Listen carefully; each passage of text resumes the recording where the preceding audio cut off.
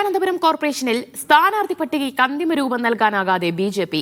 നേതൃത്വം തീരുമാനിച്ച സ്ഥാനാർത്ഥികൾ വേണ്ടെന്ന് പ്രാദേശിക ഘടകങ്ങൾ.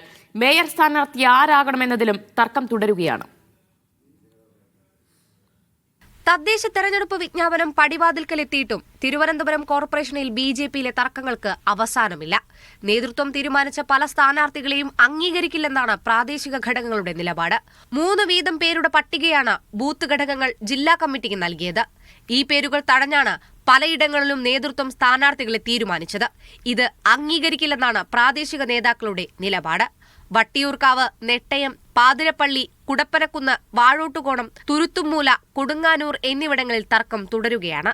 പലയിടങ്ങളിലും ഒന്നിലധികം പേർ സ്ഥാനാർത്ഥികളാകാൻ രംഗത്തുണ്ട്. വിമത ഭീഷണിയും നേതാക്കൾ ഉയർത്തുന്നു. പെരുന്താന്നി, വഞ്ചിയൂർ, ഫോർട്ട്, മണക്കാട്, ശ്രീവരാഹം വാർഡുകളിലും ഒറ്റ സ്ഥാനാർത്ഥിയിലേക്ക് എത്താൻ കഴിഞ്ഞിട്ടില്ല. കവടിയാർ വാർഡിൽ ആരു മത്സരിക്കണമെന്ന കാര്യത്തിൽ തീരുമാനമായിട്ടില്ല. വി രാജേഷാണ് മത്സരിക്കാൻ നേതൃത്വം നിർദ്ദേശം നൽകിയത്. എന്നാൽ വട്ടിയൂർക്കാവ് വേണമെന്നാണ് വി രാജേഷിന്റെ ആവശ്യം. സ്ഥാനാർത്ഥിയുടെ കാര്യത്തിലും തീരുമാനമെടുക്കാൻ കഴിഞ്ഞിട്ടില്ല.